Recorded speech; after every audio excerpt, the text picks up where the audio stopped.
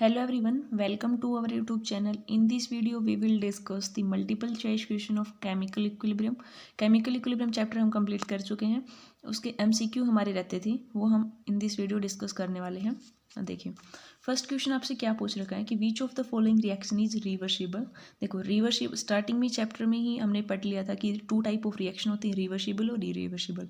Reversible हमने देख लिया था कि दोनों साइड से फॉरवर्ड और बैकवर्ड में दोनों में जा सकती हैं, मीन्स रिएक्टेंट से प्रोडक्ट और प्रोडक्ट से रिएक्टेंट कन्वर्ट कर सकते हैं. और इरिवर्सिबल में हम ओनली रिएक्टेंट से प्रोडक्ट में कन्वर्ट करते हैं, मीन्स वापस इंटरचेंज नहीं कर सकते. यहाँ पे देखो 4 रिएक्शंस दे रखी हैं, आपको चेक करना है. आप यहाँ से देखोगे ना, ये ऑल 3 रिएक्शंस रिवर्सिबल है, लेकिन जो 4th रिएक्शन आपके पास KNO3 NaCl KCl plus NaNO3, ये क्या है हमारे पास आयन एक्सचेंज रिएक्शन है. देखो ये आयन एक्सचेंज रिएक्शन है. और हमने इरिवर्सिबल के रिएक्शंस के एग्जांपल में देखा था कि जो आयन एक्सचेंज रिएक्शन होती है मोस्टली वो कौन सी होती हैं, इरिवर्सिबल्स. तो ये एक आयन एक्सचेंज रिएक्शन है. देखो सिंपल आयन का एक्सचेंज हुआ है. यहाँ पे क्या रिएक्शन थी, KNO3 प्लस में NaCl, क्या दे रहा है हमारे पास KCl प्लस में NaNO3. यहाँ पे देखो K positive NO3 negative, Na positive Cl, ion का एक्सचेंज हो गया पॉजिटिव नेगेटिव के साथ में. KCl की फॉर्मेशन हो गई, Na नेगेटिव इसके साथ में Na पॉजिटिव Na, तो ये हो गया. तो सिंपल आयन एक्सचेंज रिएक्शन थी. और इरिवर्सिबल हमें बताना था कि रिवर्सिबल कौन सी है. विच ऑफ द फॉलोइंग, इसमें बतानी थी कि रिवर्सिबल रिएक्शन कौन सी है. तो ये क्या हो जाएगी हमारे पास, 4th था हमारे पास रिवर्सिबल रिएक्शन है ये. ठीक है. अब ये देखिए विच of the following statement is incorrect. अब यहाँ पे पूछ रखा है कि इनकरेक्ट कौन सी है. ठीक है, ये हमें देखो रिवर्सिबल रिएक्शन पूछ रखा था ना इसमें, तो ये जो आयन एक्सचेंज रिएक्शन है ये रिवर्सिबल होती है, इसको हम इंटर कन्वर्ट कर सकते हैं. लेकिन ये ऑल 3 रिएक्शन है ये आपके इरिवर्सिबल है. ठीक है. अब देखिए क्योंकि यहाँ पे हम KCl प्लस NaNO3 को फिर से इसमें कन्वर्ट कर सकते हैं, लेकिन यहाँ से देखो NaOH प्लस H2 को फिर वापस मिलाएं तो हम ये कन्वर्ट नहीं कर सकते. मीन्स ये आपके पास इरिवर्सिबल है और ये रिएक्शन रिवर्सिबल. तो आंसर आपका डी हो जाएगा. अब सेकंड क्वेश्चन क्या पूछ रखा है कि which of the following statement is incorrect. Incorrect कौन सी है. अब देखो reversible reaction proceed to completion, irreversible reaction proceed to completion, both है एंड बी इनकरेक्ट या नन ऑफ दीज. अब देखो हमें पता है कि रिवर्सिबल रिएक्शन है ना वो प्रोसीड नहीं कर पाती कंप्लीटेशन, वो इनफाइनाइट टाइम लेती हैं कंप्लीट होने में. और जो इरिवर्सिबल होती है ना वो एक फाइनाइट टाइम में कंप्लीट हो जाती हैं, तो वो प्रोसीड कर जाती हैं कंप्लीटेशंस को. तो हमारे पास इनकरेक्ट क्या स्टेटमेंट होगी कि रिवर्सिबल रिएक्शन प्रोसीड नहीं करती कंप्लीटेशन. कौन सी करती है आपके पास, इरिवर्सिबल. तो ये तो स्टेटमेंट ठीक है आपकी. तो फर्स्ट आंसर. तो सेकेंड का आंसर क्या हो गया आपके पास, ए, रिवर्सिबल नहीं करती, प्रोसीड टू कंप्लीटेशन. अब देखो थर्ड क्वेश्चन क्या पूछ रखा है, according to the law of mass action. देखो रिएक्शन क्या दे रखे आपके पास, देखो 2A प्लस बी आपके पास प्रोडक्ट दे रखा है. लॉ ऑफ मास एक्शन से हमें K की वैल्यू निकली है. तो लॉ ऑफ मास एक्शन हमने देखा था, तो उसमें क्या होता था कि जो रेट था आपका वो किसके डायरेक्टली प्रोपोर्शनल होता था, concentration of reactant and its power goes to its coefficient. जो इसके कोफिशिएंट होते हैं वो किस में जाते थे, उसके पावर में. तो इसका रेट लिखेंगे तो क्या, कंसंट्रेशन रिएक्टेंट, रिएक्टेंट कौन आपका A और B. देखो A लिख लिया हमने, B लिख लिया. A का कोफिशिएंट कितना है 2, कोफिशिएंट किस में जाते थे, पावर में. B का कोफिशिएंट 1, तो इसका रेट क्या हो जाएगा A² इंटू बी. यहाँ पे ऑप्शन देख लो A² इंटू बी. तो थर्ड का आंसर क्या होगा, ए. ठीक है. अब हम देखते हैं फोर्थ देखो क्या बोल रहा है, the relation between KP and KC. ये रिएक्शन दे रखी है आपके पास, ये क्वेश्चन पूछ लेते हैं आपसे. जैसे आपका डिफरेंट टाइप ऑफ रिएक्शन मिलेगी, KP KC की वैल्यू बतानी है हमें. देखो 2NO प्लस Cl2 2NaCl. तो हमने रिलेशन फाइंड आउट किया था KP KC में, क्या आया था, KP is equal to KC into RT into del n होता है. तो रिएक्शन में आपको क्या चेक करना है, डेल एन की वैल्यू देख लो. डेल एन कैसे देखते थे हम, डेल एन क्या होता था, नंबर ऑफ मोल जो प्रोडक्ट के कितने हैं माइनस में रिएक्टेंट. अब प्रोडक्ट की मोल देखो 2 है, रिएक्टेंट के कितने हैं 2 and 1 3. तो ये कितना हो जाएगा, देखो 2 - 3 करेंगे तो -1. यहाँ पुट करेंगे तो क्या आ जाएगा, KP is equal to KC RT, del n क्या आ गया -1. मीन्स इसको कैसे लिख सकते हैं हम, KP is equal to KC by RT. तो क्या रिलेशन आ गया KP KC में, KP is equal to KC by RT. तो फोर्थ का आंसर ए हो गया. ठीक है. अब हम करते हैं fifth question, in which of the following reaction KP is less than KC. देखो KP आपके पास लेस देन है KC से, मीन्स KC ज़्यादा है KP से. रिएक्शंस दे रखी हैं 4 आपके पास. ठीक है. अब हमें चेक करना है, तो आपको कुछ भी नहीं करना. KP अगर लेस देन हो KC तो आपको सिंपल चेक कर लो डेल एन की वैल्यू. ठीक है. देखो यहाँ से KP आपके पास लेस देन है KC, मीन्स डेल एन की वैल्यू जितनी लेस देन होगी ना तो KP अपने आप कम हो जाएगा, नेगेटिव में चली जाएगी वैल्यू. तो यहाँ पे आप डेल एन की वैल्यू देख लो 4 रिएक्शन के लिए. यहाँ पर देखो डेल एन की वैल्यू क्या आएगी, प्रोडक्ट कितना है 2, रिएक्टेंट में कितने मोल है 4, 3 and 1 4. तो 2 - 4 करेंगे तो कितना आ गया -2. तो फर्स्ट रिएक्शन के लिए तो डेल एन की वैल्यू आ गई आपके पास -2. सेकंड वाले के लिए देख लो, 1 2 -1 करेंगे तो कितना आ गया पॉजिटिव, तो सेकंड वाले के लिए 1 आ गई वैल्यू। फोर्थ वाले के लिए कितनी आ गई 2 and 1 3, 3 - 2 1, उसके लिए भी 1 आ गई।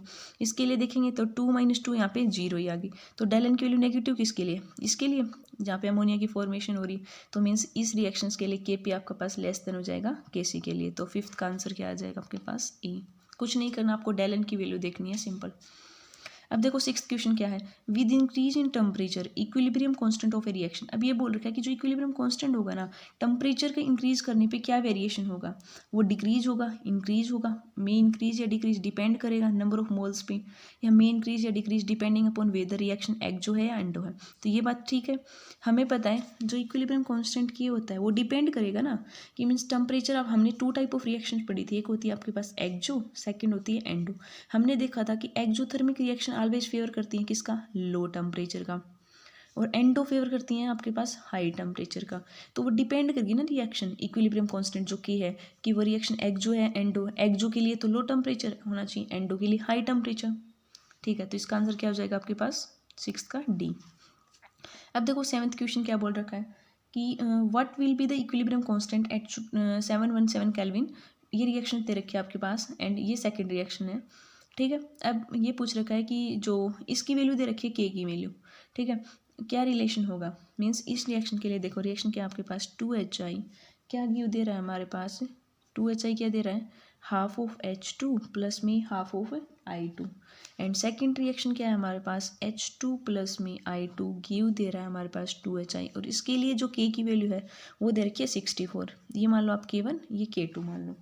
ठीक है, हमने इतना जूम कर लिया। अब इस रिएक्शन को रिवर्स करो, देखो इस रिएक्शन को रिवर्स करें हम तो क्या हो जाए, देखो 2HI क्या दे देगा आपके पास H2 प्लस में I2। ठीक है, अब देखो ये रिएक्शन है, ये इन दोनों में क्या डिफरेंस है, यहाँ पे इनका हाफ कर दें हम, 2 से डिवाइड कर दें इस रिएक्शन को, तो क्या हो जाएगा 2 से डिवाइड करेंगे तो 2 से 2 कट जाएगा, यहाँ पे आ जाएगा HI half of H2 plus में हाफ ऑफ I2। तो यही रिएक्शन आ गई फर्स्ट वाला K1 का रेट। तो K1 इज इक्वल टू क्या आ गया, अब हाफ है मतलब हमने मल्टीप्लाई करके तो किस में हो जाता है उसके रूट में कर। K1 इज इक्वल टू कितना आ गया 1/K2 स्क्वायर। तो अब K2 की वैल्यू निकालेंगे मीन्स K1 की, तो 1/√में K2। अब इसकी वैल्यू कितनी दे रखी है 64, स्क्वायर रूट करेंगे तो कितना आ जाएगा 8, तो 1/8।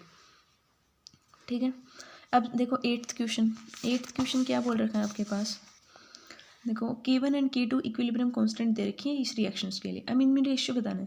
देखो इस टाइप के क्वेश्चन पूछ लेते हैं, यहाँ पे तो देखो इसका हमने K1 मान लो, इसका K2 मान लो, अब रिलेशन फाइंड आउट कर ले। यहाँ पे क्या था K1 इसका मान लिया हमने, K2 की एक K2 की वैल्यू दे रखी थी, सेकंड की हमने निकाल ली। अब यहाँ पे रिलेशन पूछ लिया। अब देखो रिएक्शंस के आपके पास N2 प्लस N2 क्या दे रहा है आपके पास 2NO। ठीक है, अब सेकेंड रिएक्शन आपके पास NO वो क्या दे रहा है हमारे पास हाफ ऑफ N2 प्लस में हाफ ऑफ O2। ठीक है, और ये हम मान लो आप K1 मान लो, इसको आप K2 मान लो। ठीक है, अब देखो इस रिएक्शन को आप रिवर्स कर दो इस वाले को, तो क्या हो जाए आपके पास 2NO क्या दे देगा हमें N2 प्लस में R2, हाफ से कर दें हम तो कितना हो जाएगा, देखो 2 × NO तो ये कट जाएगा, तो ये हो जाएगा हाफ ऑफ N2 प्लस में हाफ ऑफ, यही रिएक्शन आ गई सेम, मीन्स यही क्या थी आपके पास NO give 1/2 N2 plus K2, तो ये क्या हो गया आपके पास K2। ठीक है, इनटू में क्या है मल्टीप्लाई, तो मीन्स स्क्वायर हो जाएगा, तो K1 क्या हो गया आपके पास 1/K2 का स्क्वायर। तो सिंपल रिलेशन क्या आ गया K1 is equal to 1/K2 का स्क्वायर, मल्टीप्लाई था तो स्क्वायर रूट में कन्वर्ट हो जाता है। ये आ गया इसका आंसर। अब देखो नाइन्थ क्वेश्चन क्या बोल रखा है कि in which of the following case does the reaction go farthest to completion. देखो जिस के की वैल्यू जितनी ज़्यादा हाई होगी ना उतनी ही हमारी रिएक्शन फारदेस्ट होगी कंप्लीटेशन के लिए। तो के की वैल्यू सबसे ज़्यादा किसके लिए है, सी वाले के लिए, क्योंकि यहाँ पे 10⁻³ है, इसमें -2 है, 1 है, 10 है, तो इसके लिए आंसर हो जाएगा सी। के की वैल्यू जितनी ज़्यादा होगी उतनी ही हमारी रिएक्शन फारदेस्ट होगी कंप्लीटेशन के लिए। 10th क्वेश्चन क्या बोल रखा है कि which of the following equilibria will shift to right side on increasing the temperature. अब देखो यहाँ पे क्या पूछ लिया हमें, जो के की वैल्यू है ना वो कहाँ पे शिफ्ट हो रही है टेम्परेचर के इंक्रीज करने पे, कौन सी रिएक्शंस के लिए। तो सिंपल आप करिए इनडायरेक्ट वे से क्या पूछने की कोशिश कर रहा है कि इन 4 रिएक्शन में कौन हमें क्या देखना है, एक्जो कौन सी है एंडो, क्योंकि हमें पता है कि एक्जोथर्मिक होगी ना वो तो टेम्परेचर के इंक्रीज करने पे बैकवर्ड में शिफ्ट होती है क्योंकि वो फेवर करती है लो का, और एंडोथर्मिक रिएक्शन होगी वो क्या किस साइड शिफ्ट होती है टेम्परेचर के इंक्रीज करने में, राइट साइड, तो वहीं हमें देखना है। तो हमें पता है कि H2 जब H2 प्लस हाफ O2 ये कौन सी रिएक्शन होती है, डेल H इसके लिए पॉजिटिव होता है, इन सभी के लिए नेगेटिव, तो मीन्स ये तो एक्जोथर्मिक रिएक्शन है। और ये वाली क्या है एंडोथर्मिक, हमें पता है टेम्परेचर के लिए फेवर करती है हाई टेम्परेचर। तो आपके पास जब टेम्परेचर को आप इंक्रीज करोगे ना तो हमारा इक्विलिब्रियम राइट साइड शिफ्ट हो जाएगा। तो इसका आंसर बी आ जाएगा। कुछ नहीं करना, सिंपल रिएक्शंस देखनी थी, एच जो है एंडो।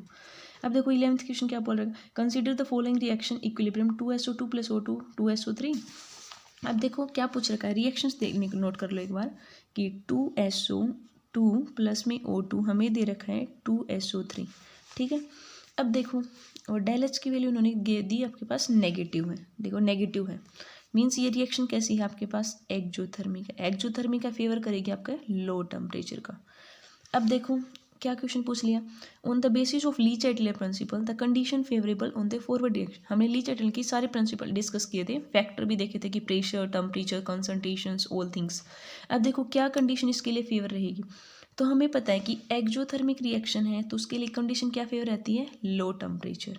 और हम देखते हैं कि प्रेशर का इफेक्ट कैसे चेक करते थे हम, कि प्रेशर का इफेक्ट हम इसलिए देखते थे कि फॉरवर्ड में तब शिफ्ट हो जहाँ पे नंबर ऑफ मोल कम हो। अब यहाँ पे देखो नंबर ऑफ मोल प्रोडक्ट में कितनी है 2, रिएक्टेंट में 3 है, मीन्स प्रोडक्ट में नंबर ऑफ मोल कम हो रहे हैं। तो प्रेशर की इंक्रीज करने से हमारा इक्विलिब्रियम शिफ्ट किस साइड होगा, फॉरवर्ड में, क्योंकि हमारी कंडीशन होती थी कि जहाँ पे नंबर ऑफ मोल कम है ना उस साइड हमारी रिएक्शन शिफ्ट हो जाएगी। तो नंबर ऑफ मोल प्रोडक्ट में कम है तो ये फॉरवर्ड में शिफ्ट हो जाएगी। इफ़ ये रिएक्टेंट में कम होते हैं, मीन्स रिएक्टेंट में हमें मान लिया 1 होते हैं और यहाँ पे 2 हैं, तब ये बैकवर्ड में शिफ्ट होती है। तो क्या कंडीशन फेवर होगी इसके लिए, लो टेम्परेचर और हाई प्रेशर, तो means decreasing the temperature and increasing the pressure, ठीक है। अब देखो 12th क्वेश्चन क्या है, at 490 degree Celsius the equilibrium constant for the synthesis. देखो HI के लिए दे रखा है 50, देखो रिएक्शन क्या आपके पास 2HI क्या देगा H2 प्लस में I2। अब ये the value of K for the dissociation. अब डिसोसिएशन ऑफ HI के लिए क्या है कि ये किस में टूट रहा है आपका H2 प्लस में हाफ ऑफ I2। अब देखो इस रिएक्शन को हम रिवर्स कर दें ई वाले को, तो क्या हो जाए आपके पास कि H2 प्लस में I2 क्या दे दें हमें 2HI हाफ ऑफ। तो यही सेम थिंग आ गया K2 वाला, इसको आप K1 मान लो, ये K2 हो जाएगा। तो मीन्स K2 किसके इक्वल आ गया आपके पास, हाफ ऑफ K1। अब इसके लिए के वैल्यू कितनी दे रखी थी इक्विलिब्रियम कांस्टेंट की 50, पर ये उल्टा आ गया। तो मीन्स कितना आ जाएगा K2 = 1/50, 1/50 सोल्व करेंगे तो कितना आ गया 0.2, तो हमारे पास 0.02। तो आंसर हो गया। नेक्स्ट वीडियो में हमारे नेक्स्ट हम डिस्कस कर लेंगे। आई होप आपको समझ आया होगा। Thanks for watching my channel.